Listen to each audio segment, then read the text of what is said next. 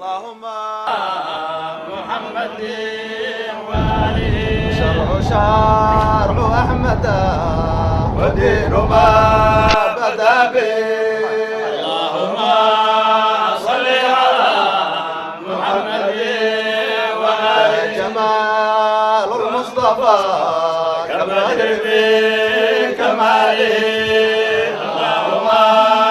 صل على محمد وامام الحال الامعون على امطار جثمانه اللهم صل على محمد وآله محب عاشق برؤية حبيبه اللهم صل على محمد وآله خير جاء بالهدى دعانا في منهاجه اللهم صل على محمد وآله منحاز علمه ما في الورى كمثله اللهم صل على محمد خيار الخلق أحمد ختام أنبيائه اللهم صل على محمد وآله فتى دل على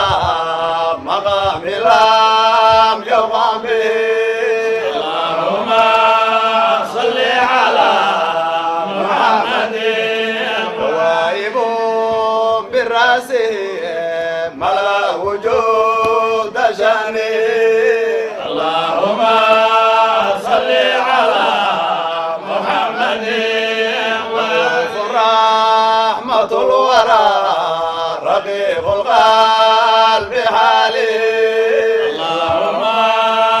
صل على محمد وآله زينة الدنيا لولاهما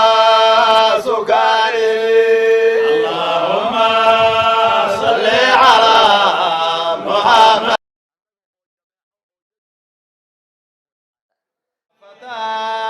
دل على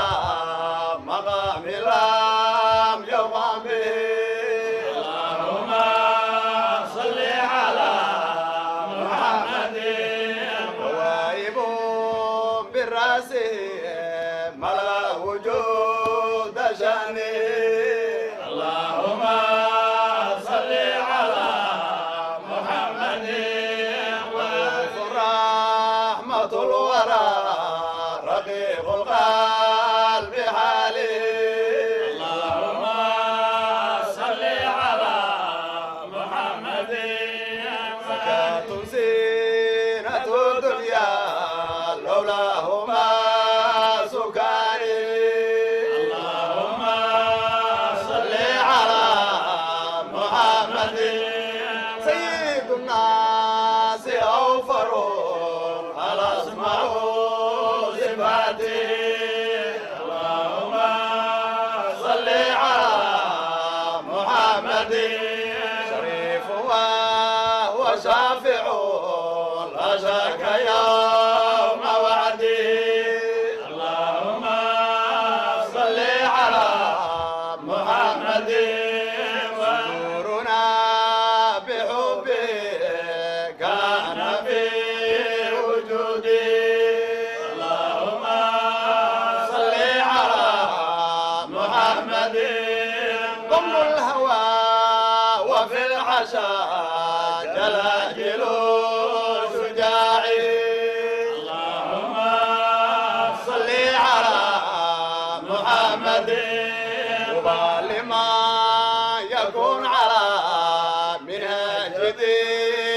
شرعي اللهم صل على محمد ظليل ظل في الملا ويتبع لوائي اللهم صل على محمد المنابر يكون جمالي وجاي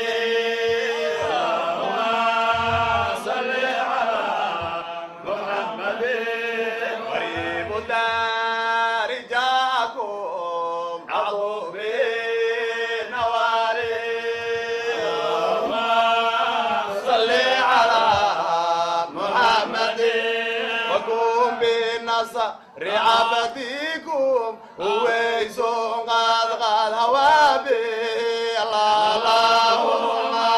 صل على محمد وآله الله فكم بالنصر رعبتكم ويسون قد هوابي اللهم فكم بالنصر عبدكم ويسون قد هوابي الله فكم بالنصر عبدكم ويسون قد هوابي اللهم قبل بفيد الأطهار الله قبل بفيد الأطهار وصوك صاب مزني الله كرامة لأحمد والمصطفى الله كرامة لأحمد والمصطفى وجاي الله لولاه ما بدا الورى الله لولاه ما بدا الورى إلا لأجل خلقه الله محمد محمودنا مراد الله محمد محمودنا مرادنا لغاية الله محمد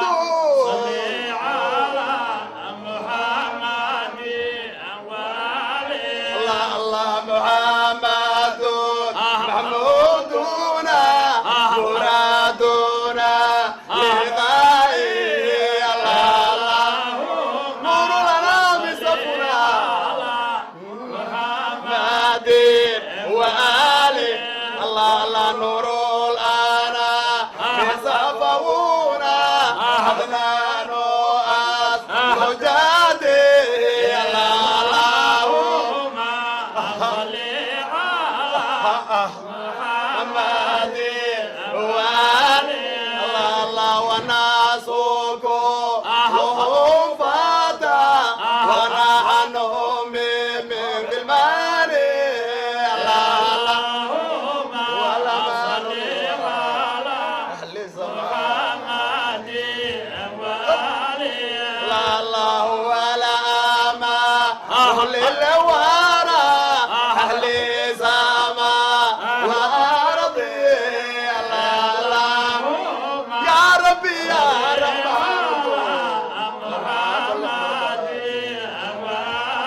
الله يا ربي يا رحمنكم أنا بالغ مرضاتي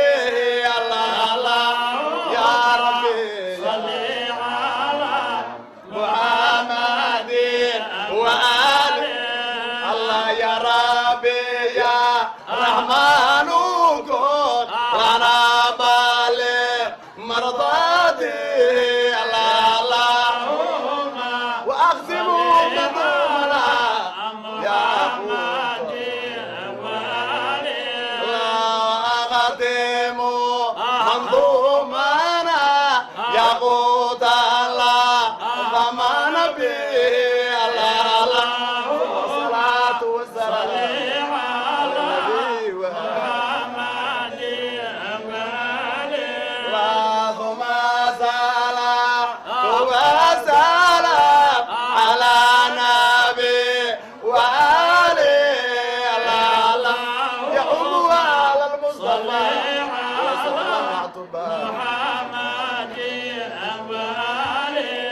الله يعوم على المصطفى وصحب مع باعي اللهم صل على محمد اللهم صل على محمد وآله اللهم صل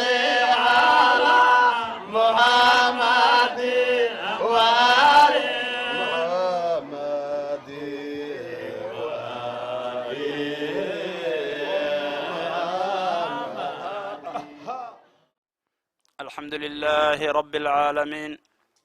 والصلاة والسلام على أشرف الأنبياء والمرسلين سيدنا محمد وعلى آله وصحبه أجمعين. أما بعد، فيقول الله سبحانه وتعالى في كتابه العزيز وهو أصدق القائلين: لقد من الله على المؤمنين إذ بعث فيهم رسولا من أنفسهم يتلو عليهم آياته ويزكيهم ويعلمهم الكتاب والحكمة وإن كانوا من قبل لفي ضلال مبين. صدق الله العظيم. أحبابي الكرام، dhab ahaantii hadal iigama furna meeshan oo kale. mashaaikhdeenii ayaa joogta, wixii wacdi ahaana waa la soo jeediyey oo way hormareen wacdiyaashii intoodii badnayd. in culamada agteeda iyo mashaa'ikhda agteeda aynu ka hadalnaana waxay noqonaysaa isaa'atu ladab, yacni sidii la yaqaanay iyo adabtii iyo ixtiraamkii iyo dariiqiina laku yaqaanay way yar garab marsan tahay. laakiin idanka iyo amarka mashaa'ikhda ayaan ku odhan doonaa in sha allah kelimadaydaanoo soo gaabinaya, weliba tix raacaya mawduucii mashaa'ikhdu ay yidhaahdeen. waxaa laga yidhaahdo, maadaama ay fooda nagu soo hayso bishii rabiicu lawal ee rabbi subxaanahu wa tacaala nicmooyinka uu noo galay nicmadii ugu weynayd uuna siiyey, ayay mashaa'ikhdu nagu amreen inaynu kelimaadkan iraahno tacdiimka iyo weynaynta nabiga calayhi salaatu wasalaam, oo yacni kelimaad iftitaaxu ah, si aynu ugu sii diyaar garowno soo dhoweynta bishaa barakaysan, iyo inaynu gudanno ma gudan karne intii aynu ka gaarno oo aynu muujin karno yacni farxadda iyo ixtiraamka nabigeenna calayhi salaatu wasalaam iyo mahadcelinta ilaah aynu uga xamdinayna nicmada ayada. intaanan mawduuca u gudbin, waxaan ogsoonnahay walaalayaal, markii la gaaro bisha rabiicu lawal dadku laba qaybood ayay noqdaan. qayb waxaa u soo hoyata murugo iyo tiiraanyo iyo dhibaato fara badan ayaa u soo hoyata markii bishaa la gaaro. markaasay murugaysan yihiin oo iyagoo dhan kurbo iyo murugo iyo caro ayaa ka muuqata. markaasay waxay faafiyaan oo ay carada mariyaan hadalla aanan carabka ku bayaanin karin oo ka dhana diinta islaamka iyo sharafta nabigeenna calayhi salaatu wasalaam. warar aan la sheegi karin ayay carada baahiyaan. waa bishii mushrikiinta oo nabiga la caabudi jiray ayay yidhaahdaan. waxay aflagaado u geystaan waalidkii dhalay nabigeenna calayhi salaatu wasalaam. erayo badan oo aflagaadooyin ah oo ilaah aynu ka magan galnay subxaanahu wa tacaala, erayadaas iyo wax lamid ah iyo qalbi xumo ayay carada mariyaan. oo waa u jeedaa bishaas yacni carada iyo murugada iyo dhibaatada ayaga dhan saaran. qayb waa kuwaas. qaybta labaad waa dadka muxibiinta ah ee jecel nabiga calayhi salaatu wasalaam, kuwaasoo laba jibaara oo sii laban laaba maxabadii iyo kalgacalkii ay u qabeen nabiga calayhi salaatu wasalaam, ayagoo ka shugriya nicmada weyne ilaah noogu deeqay subxaanahu wa tacaala, ee badiya ammaanta iyo sheegsheega nabiga calayhi salaatu wasalaam. maxaa yeelay man axaba shay-an akhara min dikrihi ayaa la yidhaahdaa. qofkii shay jeclaadaahi wuxuu badiyaa sheegsheegiisa. bisha ayadaa qoladaasna farxad iyo nashaado iyo dabaaldeg iyo maxabo dheeraada ayaa u soo hoyata. markaasay waxay ku sawdeeyaan: ayaa mawlid almukhtaari jaddata shawqana ilaa khayri mabcuuthin jaliilin xawa alfadla.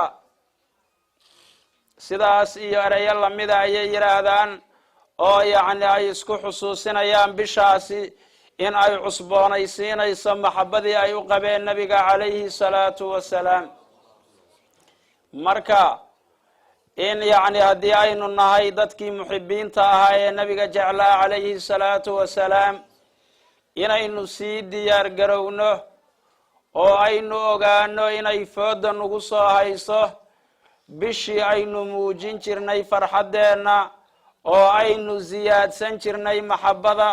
oo ilaahaynu uga xamdin jirnay nicmada ayadaa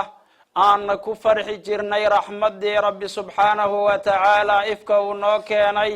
haddana uuna amray inaynu ku faraxno rabbi subxaanahu wa tacaala. wuxuu rabbi subxaanahu wa tacaala aayadda qur'aanka uu noogu sheegay haddii aynu nahay dad mu'miniin ah ilaah inuu abaal noo galay oo uuna mannadaystay inuu ilaah nagu mannaystay nicmo weyn. laqad mana allahu cala almu'miniina id bacatha fiihim rasuula min anfusihim. ilaah baa mu'miniinta galladaystay abaal weyn iyo nicmo weyn buu ilaah u galay dadka mu'miniinta ah markii uu ayaga dhexdooda ka soo saaray rasuul ayaga ka mid ah oo xagga yacni bini aadamnimada kala mid ah oo aan malag ahayn jinnina aan ahayn. maxaa yeelay malag haddii loo soo diri lahaa ummadda daaqada bashariyada iyo awoodda bini aadankuba awood uma leh malag ilaah suuradii uu ku abuuray leh inay arkaan iska badaa inay wax ka qaataan inay la noolaadaan oo yacni ay la kulmaan. malag suuradii ilaah uu ku abuuray leh daaqada bini aadamkuba maba gaadhaba. jinnina ilaah kama dhigin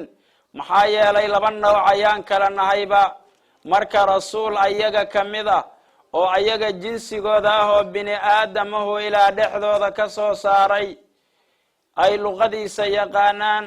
runtiisii iyo ammaanadiisii ay garanayaan. rasuulkaasoo ku dul aqrinaya ilaah aayadihiisii subxaanahu wa tacaala wayuzakiihim wayucallimuhum alkitaaba waalxikma haddana dahiraya oo gaalnimadii iyo akhlaaqdii xuxumayd oo dhan ka dahiraya kitaabkii iyo xikmadiina baraya. kitaabkii ilaah soo dejiyay ee qur'aankana baraya xikmadii maa fiihi min alaxkaam qur'aanka axkaamtii ku jirtayna ku fasiraya sunnadiisii oo dadkii sidaa ku baraya. wain kaanuu min qablu lafii dalaalin mubiin dadkuna waxay ku sugnaayeen ka hor intaan nebigaa loo soo dirin baadinimo cad ayadoo la baadiyaysnaa oo taqaaliid iyo dhaqamo xuxuni ay ku faafeen ummadda dhexdeeda oo nebiyullaahi ciisa baa nebigeenna ku xigay xagga ambiyadii. dhalashadii nebiyullaahi ciisa iyo dhalashada nebigeenna calayhi salaatu wasalaam yacni 600 sano oo dhadhowi ay u dhaxaysay. dadkii oo fatro sidaasa soo maray oo jahligii uu ku faafay iyo aqoon la-aantii oo dhaqamo xuxuni ay ka jiraan oo xuquuqdii bini aadamka la dayacay oo meel looga dhaco oo gabdhihii yaryaraayee dhalanayay ayagoo nool la aasayay kuwii waaweynaa dhaxalkii iyo aan wax laga siinayn oo wax xurmaaba aysan lahayn baa ilaah soo diray rasuulka calayhi salaatu wasalaam si dhaqamadii xuxumaa iyo mugdiyadii meesha ka jiray uu dadka uga saaro oo uu iftiinka u saaro. ilaahna wuxuu ku magacaabay nuur weyn inuu ahaa nabigu calayhi salaatu wasalaam. wasadaqa allahu id yaquul qad jaa'akum min allahi nuurun wa kitaabun mubiin. wuxuu yidhi rabbi subxaanahu wa tacaala hoydadoo waxaa idin yimid oo xagga rabbi idinkaga yimid nuur weyn iyo kitaab xaqa iyo baadilka kala caddaynaya. nuurkaasi waa nabiga calayhi salaatu wasalaam sida mufasiriintu ay marayaan. maxaa yeelay wa kitaabun mubiin ayaa lagu cadfay oo laga daba mariyey. cadafkuna wuxuu faa'iidaynayaa muqaayaro oo macduufka iyo macduufu calayhigu ay kala bedelan yihiin. nuur buu ku tilmaamay rabbi subxaanahu wa tacaala nabiga calayhi salaatu wasalaam. qur'aankana ilaah wuxuu ku tilmaamay nuur nabiga loo soo dejiyey calayhi salaatu wasalaam oo kitaabkaas loogu soo dejiyey كتاب أنزلناه إليك لتخرج الناس من الظلمات إلى النور بإذن ربهم إلى صراط العزيز الحميد وكتاب أي نكوسو دجني حبيبك محمد لتخرج الناس من الظلمات إلى النور سدتك أدوغا سادد مقديالك إيا جهلك أي كجران نورك إيا إفتينك إيا هنونكينا أدوغا سادد إيا وددي إله سبحانه وتعالى ورابدك كأها حبيبك سداسها بو إله نور دوري سبحانه وتعالى نبي إله دورتي ومخلوقي سأردن وكدورتي وإلهي مخلوقي سأردن كي أغو خير كبدناها بو إله نور صدري سبحانه وتعالى هدي اللي يرعدها لقاها الله فضائشة iyo tacdiimka ilaahu weyneeyey nabiga calayhi salaatu wasalaam qadarkiisa iyo sharafkiisa wax la soo koobi karo amase laga hadli karaba maba ahan ilaahii abuuray oo asagu soo diray oo inoo dooray ayaa ammaan u soo jeediyey nabiga calayhi salaatu wasalaam in badan oo qur'aanka ka mid ah baa ilaah ku ammaanay rasuulka salawaatu rabbi wasalaamuhu calayh ilaah wuxuu ku tilmaamay inuu sare u qaaday ذكرك يا حسك نبيك عليه الصلاة والسلام ورفعنا لك ذكرك ميانا كوكريال شرف كاغا ميانا سراء قاد شرفت هذا ابو ربي ورنا يا وانبا قادنا الى با سر مريي نبيك حسكيس عليه الصلاة والسلام تاسو لغو فسري مر والبا الى الله حسنا الى وحو لازم كدغا نبينا الله حس عليه الصلاة والسلام كي صلاة كنيه iyo kii tawxiid ku dhawaaqayo diinta islaamka soo galaya iyo qofkii salaad adinaya iyo midkii khudba aqrinayaba ilaa uu nabiga calayhi salaatu wasalaam magaciisa uu la xiriiriyo magaca rabbi subxaanahu wa tacaala wax ka asaxayaba lama arko ilaah baa dikrigiisa kor u qaaday nabiga calayhi salaatu wasalaam wuxuu ilaah ku karaameeyey rasuulka salawaatu rabbi wasalaamuhu calayh asagoo ilaah muujinaya fadliga iyo darajada nabigu uu leeyahay ambiyadii ka horeysay oo dhanba ilaah inuu ballan la galay oo uu ballan ku qabtay haddii ay soo gaaraan nabi moxamed calayhi salaatu wasalaam in ay rumeeyaan oo ay u gargaaraan oo u hiiliyaan oo ay garab istaagaan ballantaa iyada ayay qaadeen ambiyadii ilaahayna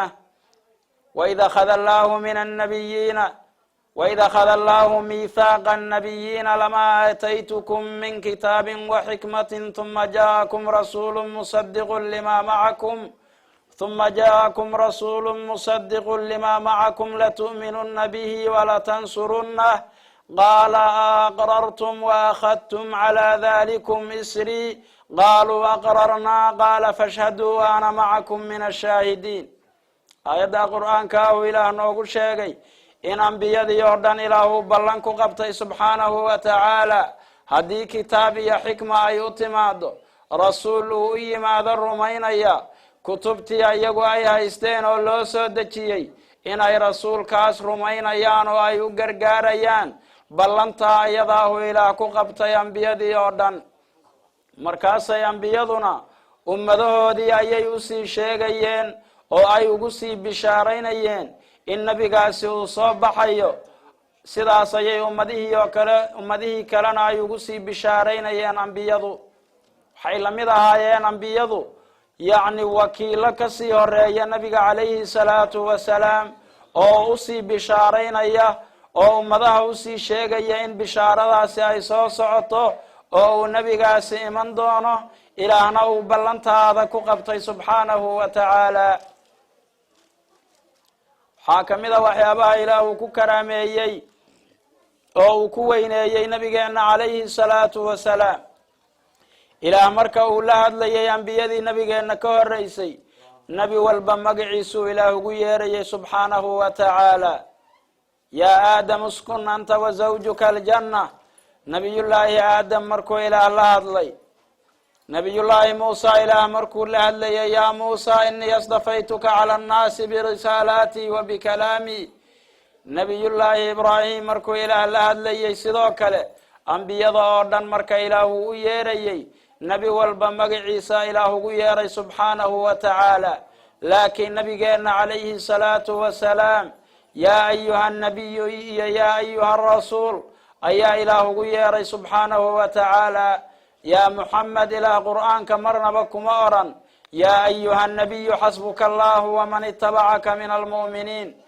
yaa ayuha rasuulu balliq maa unzila ilayk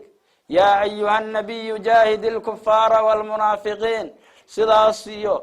usluubyadaasuu rabbi subxaanahu wa tacaala uu ula hadlayay mar walba oo ula khidaabaya nabiga calayhi salaatu wasalaam xabiibkii ilaah sidaasuu u weyneeyey baa ilaah noo dooray inuu nabigeennii ka dhigay subxaanahu wa tacaala taasoo ah nicmo gaar ah oo nala ka doonayo inaynu ilaah uga xamdino subxaanahu wa tacaala sidoo kale ilaahna annagana wuxuuna amray inaynu weynayno xabiibkaa ilaahuu doortay oo u weyneeyey annagana inaynu weynayna ilaahna amray subxaanahu wa tacaala qaala tacaala inaa arsalnaaka shaahida wamubashira wanadiira litu'minuu biاllahi warasuulihi watucaziruuhu watuwaqiruuh watusabixuuhu bukratan waasiila waynu ku soo dirnay nebi moxamedow adigoo ummadda ku markhaati furaya oo mid shaahida ah u bishaaraynaya cid alle iyo ciddii ku rumaysa janno ugu bishaaraynaya nadiir ahoo digaya oo ciddii ku beenisana cadaab uga digaya waxaynu kuu soo dirnay liyu'minuu billahi warasuulihi litu'minuu billahi warasuulihi labada qiraabo way jiraan oo 7 qira ayay ka mid yihiin waxaan idinkugu soo dirnay nabigaas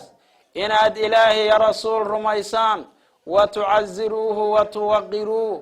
nabiga aad weynaysaan oo aad qadarisaan ayaan idinkugu soo dirnay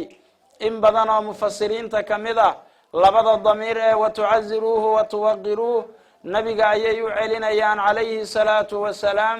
watusabixuuhu bukratan waasiila taasna ilaah bay u celinayaan in ilaah loo tasbiixsado oo xumaantoo dhan laga nasaho xilli walbaba marka xikamtii nabiga loo soo diray baaba waxaa ka mid ahaa inaynu weynayno oo aynu ikraamno oo aynu tawqiirino nabigeenna calayhi salaatu wasalaam wuxuu ilaah nagu amray in yacni aan hadalka lagala hormarin nabiga calayhi salaatu wasalaam yaa ayuha aladiina aamanuu laa tuqadimuu bayna yaday illahi warasuulihi waataquu llaha ina allaha samiicun caliim kuwa ilaah iyo rasuul rumeeyayow ilaah iyo rasuul ha ka hormarinina go-aan ha gaarinina oo adinku xugum ha sheeginina ka hor intaan ilaah iyo rasuul sheegin aayaddaasi waxay ku soo degtay bay leeyihiin bacdu lmufasiriin qaar ka mida saxaabadii nabiga calayhi salaatu wasalaam ayaa waxay ku doodeen wafdi nabiga u yimid calayhi salaatu wasalaam ciddii madaxda looga dhigi lahaa yacni aqrac bin xaabis iyo nin kale labadaas madax ha looga dhigo oo wafdigan ha looga dhiga madax iyo 2 nin oo kale ha looga dhiga ayaa la isku yar qabtay markaasaa ilaah aayadan qur'aanka uu ku adbiyey oo inaysan kala hormarin hadalka nabiga calayhi salaatu wasalaam aayadda kale ee isla aayadda ku xigta markuu ilaahna barayay aadaabta wanaagsan ee nala ka doonayo inaynu kula dhaqanno nabigeenna calayhi salaatu wasalaam wuxuu yihi rabbi subxaanahu wa tacaala yaa ayuha aladiina aamanuu laa tarfacuu aswaatakum fawqa sawti الnabiyi walaa tajharuu lahu bilqawli kajahri bacdikum libacdin an taxbada acmaalukum waantum laa tashcuruun kuwa ilaah iyo rasuul rumeeyow codkiina kor ha u qaadinina oo ha ka sara marinina codkiina codka nabiga calayhi salaatu wasalaam hadalkana ha ugu dheeraynina hadalka oo hadal dheer ha ugu yeerinina oo ha kula hadlinina nabiga calayhi salaatu wasalaam sida adinku aad isugu yeertaan oo hadalka dheer aad isku tiraahdaan oo hebelow aad isku tiraahdaan oo kale sidaas nabiga ha ugu yeerinina calayhi salaatu wasalaam waxaadna sidaa u yeelaysaan cabsi aynu ka cabsanaysaan cabsi aad ka cabsanaysaan in camaladiinii ay buraan an taxbada acmaalukum wa antum laa tashcuruun adinkoo weliba aan dareensanayn oo aan sidaas ogeyn si aan camalkiinii u burin cod dheer nabiga ha ugu yeerinina calayhi salaatu wasalaam codkiinana ha ka sara marinina codka nabiga calayhi salaatu wasalaam wafdi reer bani tamiim ka socday baa nabiga u yimid baa la yidhi calayhi salaatu wasalaam markaasay dhawaaqeen oo waxay yidhaahdeen yaa muxamed ukhruj ilayna nebi moxamedow noo soo bax ayay yidhaahdeenoo yacni guryihii nebiga intay sidaa ugu ag wareegeen bay codkaa dheer ku qayliyeen markaasaa ilaah aayadan qur'aankaa soo dejiyey in aysan codkooda kor u qaadin nebigana aysan ugu dhawaaqin sida annagu aynu isugu dhawaaqno oo kale walow annahum sabaruu xataa takhruja ilayhim lakaana khayran lahum aayadda dambe waa kan rabbi sidaa ku odhanaya haddii ay sabri lahaayeen oo ay dul qaadan lahaayeen ilaa aada uga soo baxdid sidaas ayaa u khayr ahaan lahayd buu yihi rabbi subxaanahu wa tacaala markii ay aayaddaasi soo degtay ayaa saxaabi la odhan jiray thaabit bin qays xoogaa buu yar dhaga cuslaa baa la yidhi ragga codka dheerna wuu kamid ahaayo hadalka dheer thaabit bin qays markii aayaddaa ilaah uu soo dejiyo uu yidhi codkiina ha dheeraynina marka aad nebiga la joogtaan haddii kale camalkiinii ayaa buraya buu saxaabigaa asaga ahi gurigiisa iska joogay markii la waayey oo uu nebiga u imaan waayey ayaan dhan baa nebigu weydiiye oo yidhi maxaa kugu dhacay wuxuu yidhi rasuulkii ilaahayow waxaa nala ka reebay buu yidhi codkeenna inaan kor u qaadno waqad khashiitu an akuuna halagtu waxaan ka baqay buu yidhi inaan halaagsado camalkaygu uu buro maxaa yeelay lianni imru'un jahiiru sawt waxaan ahay buu yidhi ruux cod dheer oo aad iyo aad u cod weyn baan ahay waxaana nala amray inaynu codkeenna hoos u dhigno haddii kale camalkeenna uu buraya marka waxaan ka baqay inaan khasaaro aan halaagsado camalkaygu uu buro sidaasaan guriga iskaga joogay buu yidhi rasuulka ilaahayow nebigu waa u bishaareeyo wuxuu yidhi amaa tardaa an taciisha xamiidan wa tuqtala shahiidan wa tadkhula aljanna soo kuma qanacsanid buu yidhi an taciisha xamiidan inaad noolaatid adigoo mid la mahdiyayahoo wanaag ku jira wa tuqtala shahiidan haddana lagu dilo adigoo shahiida wa tadkhula aljanna jannadana aad geshid sidaasoo kuma qanacsanid oo raadi kuma tihid buu yidhi nabigu calayhi salaatu wasalaam sidii bay noqotay sharaf iyo wanaag ayuu ku noolaa shahaado ayaana lagu dilay oo maalinkii yowmu yamaama la odhan jiray maalintaa ayadaa raggii shahiiday ayuu ka mid ahaa sidaasaa marka rabbi subxaanahu wa tacaala uu noo adbinayaa inaynu nabigeenna u ixtiraamno calayhi salaatu wasalaam oo mar walbaba aynu u weynayno oo marka aynu yacni mar walbaba aynu tacdiimkiisa iyo qadarintiisa aynu hayno sidaasuu rabbi subxaanahu wa tacaala uu noo amrayaa saxaabadii nabiga calayhi salaatu wasalaam iyo intii ka dambaysay oo dhan ayaana fahamtay oo si dhaba u fahmay amaradaa rabbi uu nagu siiyey inaynu qadarino nabigeena calayhi salaatu wasalaam markaas ayay tadbiiqiyeen oo ay ugu dhaqmeen sidii ay ahayd waxaa tusaale noogu filan sida xadiidkii saxiixa ku sugnayd markii nabiga calayhi salaatu wasalaam iyo saxaabadii ay gelayeen yacni sulxii la odhanayay sulxulxudaybiya oo nabiga iyo asxaabtu inta damceen inay cumraystaan qolyihii reer qurayshay u diideen kadibna heshiiskii ayaga asaga ahaa la galay ee loogu magac daray sulxulxudaybiya waxay soo dirteen nimankii reer quraysh ee magaalada maka gacanta ku hayay curwata binu mascuud athaqafi ayay soo direen si yacni uu mufaawado u sameeyo oo uu nabiga ula hadla calayhi salaatu wasalaam kadibna yacni heshiiskii iyo sulxii ay u kala saxiixdaan ayaga iyo nebigu curwata binu mascuud athaqafi nabiga ayuu u yimid calayhi salaatu wasalaam saxaabadii nabiga la joogtay sidii ay ula dhaqmayeen iyo sidii ay u weyneynayeen buu arkay markii uu arkay ayuu u laabtay nimankii reer quraysh ee soo diray oo uu ka yimid wuu warbixiye markoo warbixin dheer ayuu jeediyey nabiga calayhi salaatu wasalaam iyo saxaabadu sidii ay ula dhaqmayeen ayuu waxyaaba ka tilmaamay wuxuu yidhi walaa yatawada'u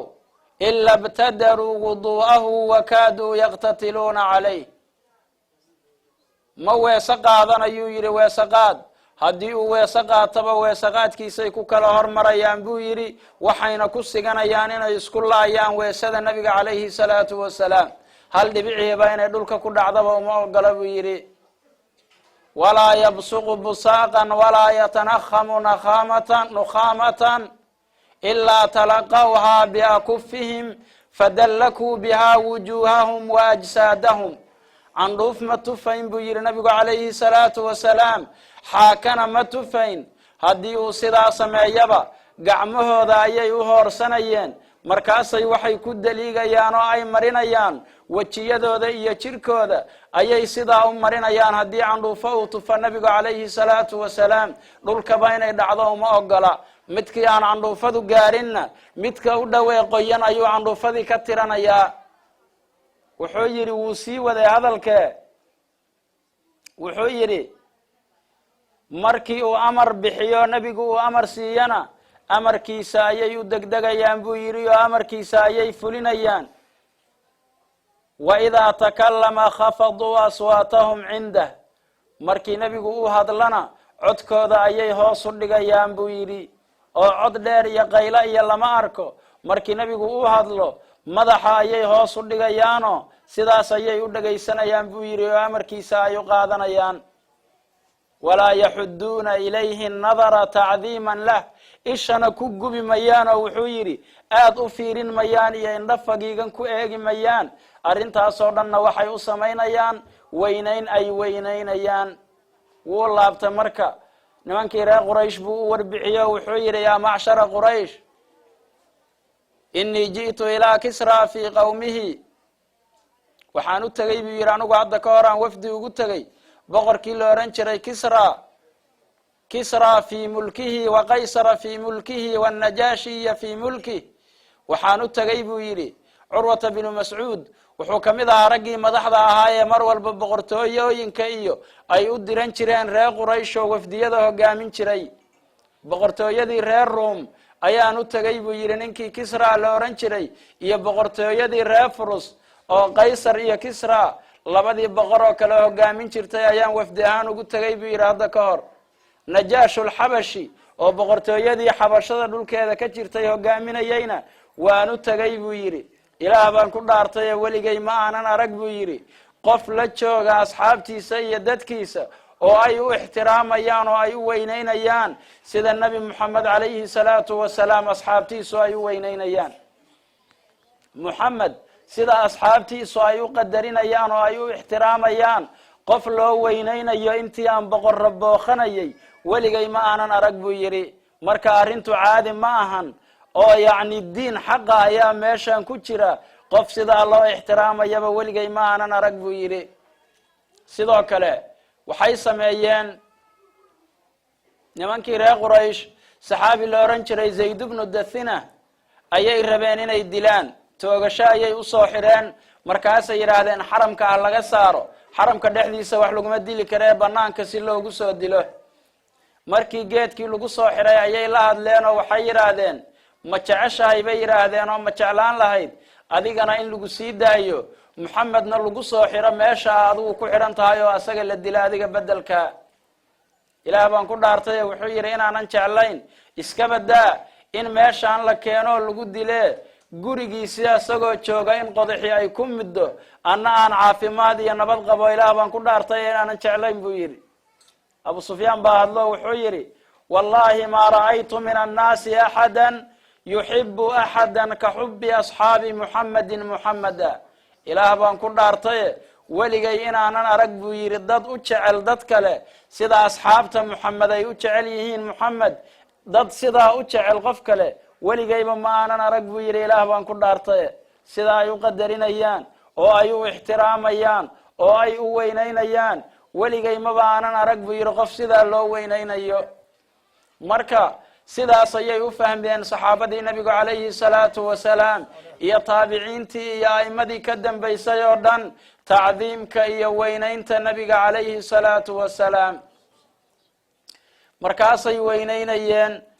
maxaa yeelay amarkii ilaah ayay fulinayeen subxaanahu wa tacaala way jeclaanayeen nabiga calayhi salaatu wasalaam oo way jeclaayeen محايا لي إله بأن أمرين إنه جعلنا وإنه نفسدنا كهر مرنا النبي عليه الصلاة والسلام. وصدق الله إذ يقول النبي أولى بالمؤمنين من أنفسهم وأزواجه أمهاتهم. حجر ربي سبحانه وتعالى نبي أياه حق بدن مسلمين تا مؤمنين تا نبي أياه حق بدن نفس الدودة إن أي كهر مريان نفس الدودة أيا واجب كوه نبي أياه حق لنفس الدودة حاسس كي سنواه يوينكي مؤمنين تا أيو يري ربي سبحانه وتعالى آية كلا قرآن إلى وحوك يري وإخوانكم وعشيرتكم وأموال اقترفتموها وتجارة كسادها ومساكن ترضونها أحب إليكم من الله ورسوله وجهاد في سبيله فتربصوا حتى يأتي الله بأمره والله لا يهدي القوم الفاسقين. هدي آبياشين يا علمهين ولا لئين يا قرابدين يا حاسسكين يا حولها كل من إيسان يا ganacsiga iyo badeecada aad ka baqaysaan inay idinka khasaarto oo ay suuq weydo haddii waxyaabaha la soo sheegay iyo guryaha wanaagsan oo aad ku qanacsan tihiin haddii aad ka jeceshihiin nabiga calayhi salaatu wasalaam ilaah iyo rasuul haddii aad ka jeceshihiin iyo jihaadka intaa la soo sheegay fatarabbasuu xataa yaatiya allahu biamri sugta ayaa la yidhi oo dhowra ilaa ilaahuu ka keeno amarkiisa iyo ciqaabkiisa bal u kaadiya oo sidaa dhowra ayaa la yidhi haddii yacni aabbayaashiin iyo wiilashiina iyo walaalihiin iyo qaraabadiina iyo xoolihiina iyo guryihiina iyo inta aad jeceshihiin oo dhan haddii aad rabtaan inaad ka hormarisaan oo aad ka jeclaataan ilaah iyo rasuul iyo diinka iyo jihaadka suga wixii idinku dhaca waad arki doontaane ilaahna ma hanuuninaya dadka faasiqiinta oo ilaah daacadiisa ka baxay maxaa yeelay kuwa sidaa sameeyahay waa dad فسقاه فسق سميي سداسو مرك ربي سبحانه وتعالى ونو أمر يا إنو جعلنا نبينا عليه الصلاة والسلام نبينا وحنا أمر يا ونو شيغيا إيمان كأنه بينو كحرن يهي وحول بول لجعل يا إنو كهر مرينو إنو كجعلنا النبي عليه الصلاة والسلام حديث كان صبن مالك ورينيي مسلم يا بخارينا سار يا نبي وحير عليه الصلاة والسلام لا يؤمن أحدكم حتى أكون أحب إليه من والده وولده والناس أجمعين قف إذن كمذه إيمان يلان ميو أو إيمان كي سمد ما يستر ميو إلى ويقى جعلاده المجيسي والد كي دلائي يددك أو دنبا إلى ويقى جعلاده إيمان ما يلان يوير نبي عليه الصلاة والسلام إيمان كان أياب كحرا وحول بابا إنو كجعلنا نبينا صلوات ربي وسلامه عليه مركا أحباب الكرام ما دام إله أبالك سوين نوغلي أو حبيبك إله دورتي ونو صدري أو نامرين إنو وينينو أو نامرين إنو جعلانو إيماننا أن يلانين إلى إنو جعلنا النبي عليه الصلاة والسلام وحان لقدبون مروا البابا إنay naga muuqato shukriga aynu ka shukrinayna nicmadaas ayada farxadda aynu ku faraxsannahay nabigeena calayhi salaatu wasalaam weynaynta iyo qadarinta aynu weynaynayna rasuulkeena salawaatu rabbi wasalaamuhu calayh gaar ahaan bisha rabiicul awal ee fooda inugu soo haysa inaynu nicmadaa ka shukrino rabbi subxaanahu wa tacaala aynu ku faraxno رحمة ربي ونسيي هدنا ونامرين نكفرحنا قل بفضل الله وبرحمته فبذلك فليفرحوا هو خير مما يجمعون وحاد كتر هذا إله رحمة ديسا إله فضل ديسا هكفر حين مسلمين تاس أيانا وغا خير بدن وحاي كل من أيانا الدنيا وحا وغفي عنه وغا خير بدن إنا يكفر حان فضلك إله سيئي يا رحمة إله قدغي هكفر حان بورنا يا رب سبحانه وتعالى نبينا رحمة هنا إله بانوت المامي وما أرسلناك إلا رحمة للعالمين إن بدنا قرآنك كمذا baa ilaah noogu tilmaamay nabigu inuu raxmad iyo naxariis yahay raxmadda rabbi inaynu ku faraxnana ilaah wuuna amray marka inaynu farxad iyo dabaaldeg muujino ayaynu isfaraynaa axbaabi alkiraam maxaa yeelay arrintaa iyadaahi waxay ka tarjumaysaa xamdiga iyo shukriga aynu ilaah ku xamdinayno ayay ka tarjumaysaa marka koobaad marka labaad waxay arrintaasi ay carag gelinaysaa cid walba ee ka soo horjeeda in la weyneeyo oo la qadariyo nabiga calayhi salaatu wasalaam imaamkii weynaa ee xaafidka ahaa abu shama oo imaamu nawowi sheekhiisa ahaa markii uu ka hadlayay ixtifaalka oo loo dhiga qaabkan asaga kitaabkiisa la yidhaahda albaacith calaa inkaari albidaci walxawaadith ayuu wuxuu yidhi ومن أحسن ما ابتدع في زماننا هذا ما يفعل كل عام في اليوم الموافق لمولده صلى الله عليه وسلم فإن ذلك مع ما فيه من الإحسان للفقراء مشعر بمحبته وتعظيمه صلى الله عليه وسلم في قلب فاعل ذلك وفيه إغاظة للكفرة والمنافقين حيري احترامك iyo احتفaalka la samaynayo nabiga loo samaynayo calayhi salaatu wasalaam markii laga soo tago masaakiintii oo loo ixsaan falo oo sadaqo la siinayo markii laga soo tago waxaa ku sugan oo arrintaasi ay dareensiinaysaa buu yidhi maxabada iyo weynaanta nabiga calayhi salaatu wasalaam uu ku weyn yahay qofka sidaa samaynaya qalbigiisa wa fiihi igaadatun lilkafarati walmunaafiqiin waxaa kaloo ku sugan buu yidhi caraggelin la caraggelinayo oo laga caraysiinayo gaalada iyo munaafiqiinta maxaa yeelay gaalada iyo munaafiqiintu ma jeclo oo ma aqbalayaan marnaba in la weyneeyo oo la ixtiraamo nabiga calayhi salaatu wasalaam marka gaalada iyo munaafiqiinta in la caraggeliyo ayaa laga helayaa buu yidhi oo faa'iidooyinka laga helo mawlidka oo qaabkan loo dhigo waxaa kamida buu yidhi caraggelin laga caraysiinayo oo la caraggelinayo gaalada iyo munaafiqiinta daba cid walba oo ka caroota labada qaybood unbay mid soo gelayaan waxaan rabaa inaan kusoo gebangabeeyo hadalkii xaafid ulqusdalaani xaafidka weyn ee saxiixu lbukhaariga sharxiisa iska lahaa oo yacni xufaadda raggoodii dambe kamid ahaabaa wuxuu yidhi walaa zaala ahlu lislaami yaxtafiluuna bishahri mawlidihi lkariim ويتصدقون في لياليه بأنواع الصدقات ويزيدون في المبرات ويظهرون الفرح والسرور wuxuu yidhi dadka muslimiinta ahi kama aysan zuulin oo kama aysan bixin marnaba in yacni ay samaynayaan waliimo iyo ixtifaal ay nabiga u samaynayaan calayhi salaatu wasalaam sadaqooyin ay bixinayaan mabaraadka iyo wanaagyaalka oo dhan ay samaynayaan farxad iyo dabaaldeg ay muujinayaan wuxuu yidhi siduu usoo waday ومما جرب من خواصه أنه أمان في ذلك العام وبشرى عاجلة بنيل البغية والمرام فرحم الله امرأ اتخذ ليالي شهر مولده المبارك أعيادا ليكون أشد علة على من في قلبه مرض وأعيادا وحيري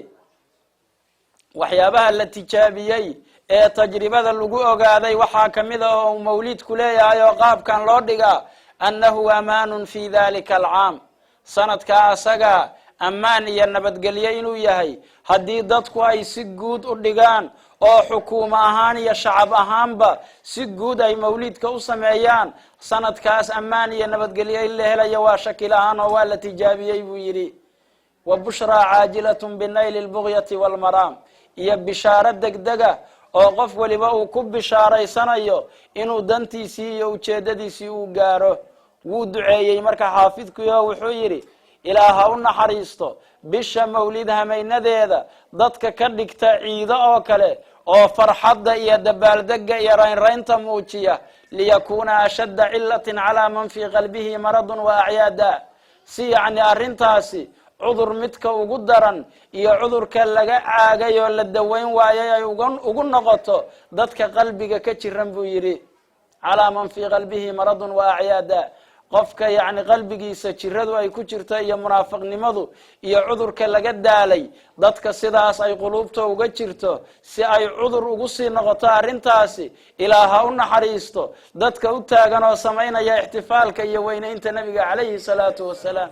sidaas ayuu yidhi xaafidku marka ducadaas in ilaahu noo aqbalo si yacni ixtifaalada aan samaynaynaahi ay qalbi jab iyo cudur ugu noqoto oo ay dulli iyo sancarayn ugu noqoto dadka yacni ka caroonaya waxaynu isfaraynaa axbaabi ilkiraam mawduucu wuu ila baahaye yacni inaynu u diyaar garowno bisha iyada oo aynu soo dhowayno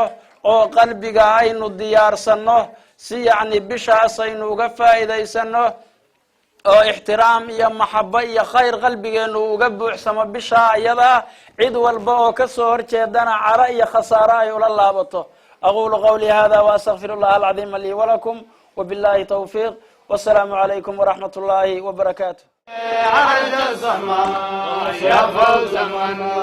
صلى عليه وسلم صلوا على النور الذي عرج السماء يا فوز من صلى عليه وسلم صلوا على النور الذي عرج السماء يا فوز من صلى عليه وسلم كالمصطفى ولم ترى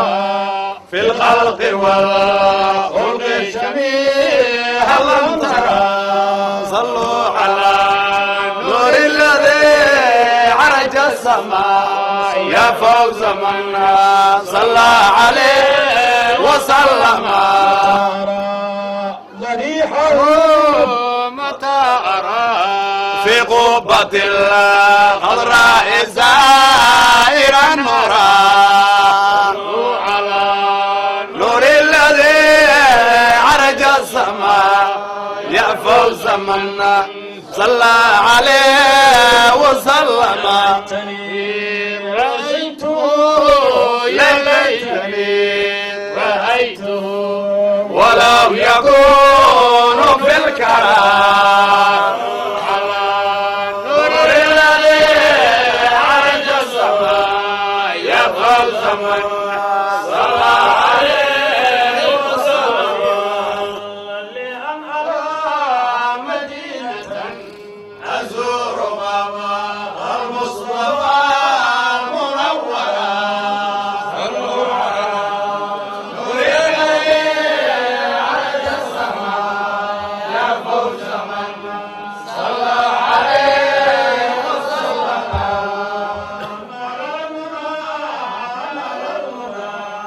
إديه ودارين ماضيا يرى صلوا على نور الذي عرج السماء يا فوز من صلى عليه وسلم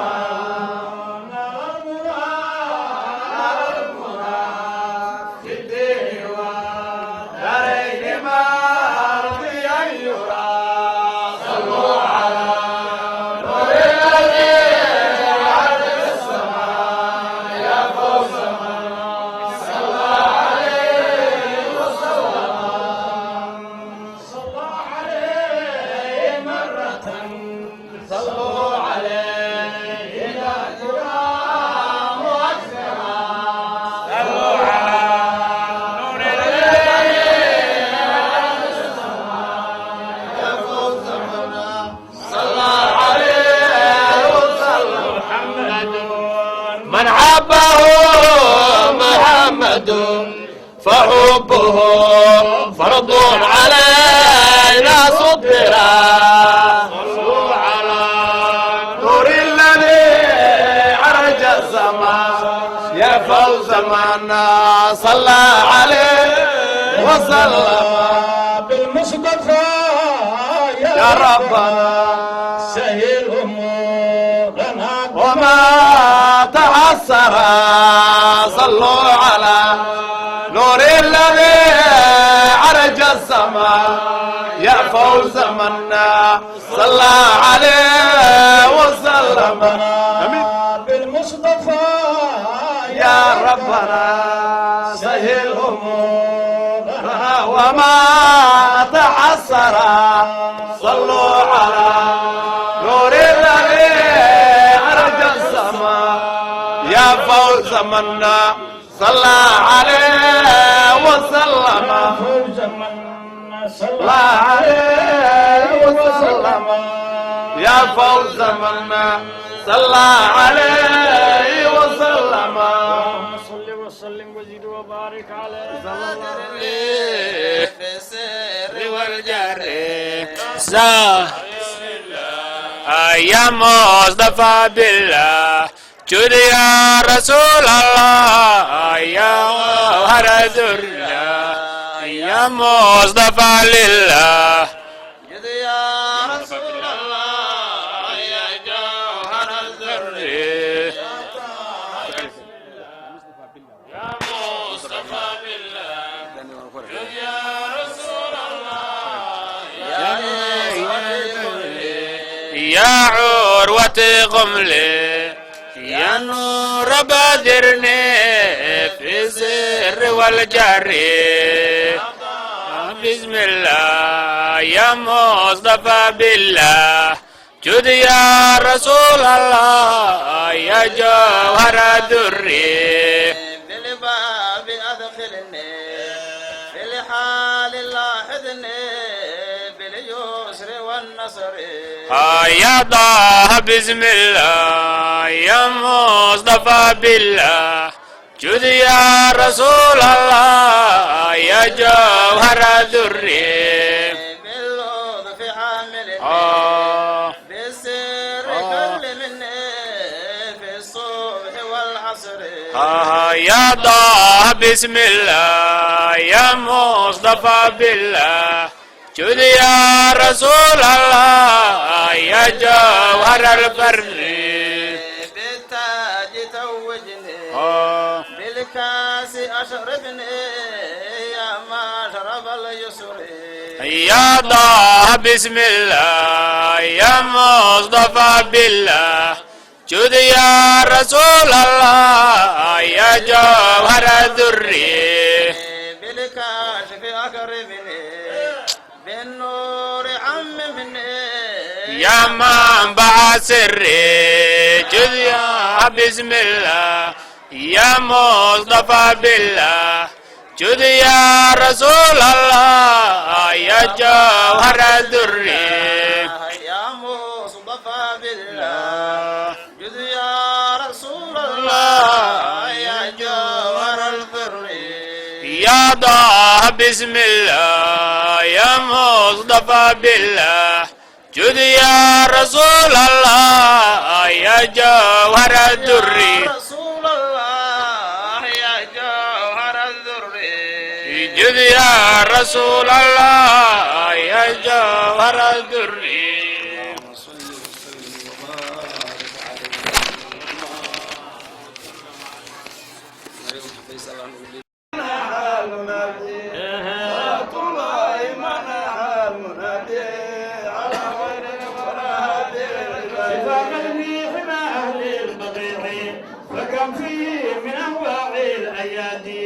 رسول الله ما لي من مجير سواك يجير من كرب شدادي صلاة الله منع المنادي صلاة الله منع المنادي على غير الوراد العباد ما كن يا حبيب الله صدقا حمى مولاي يا نور الفؤاد فحياكم له الحسن البديع يفوق الشمس حسنا يا مرادي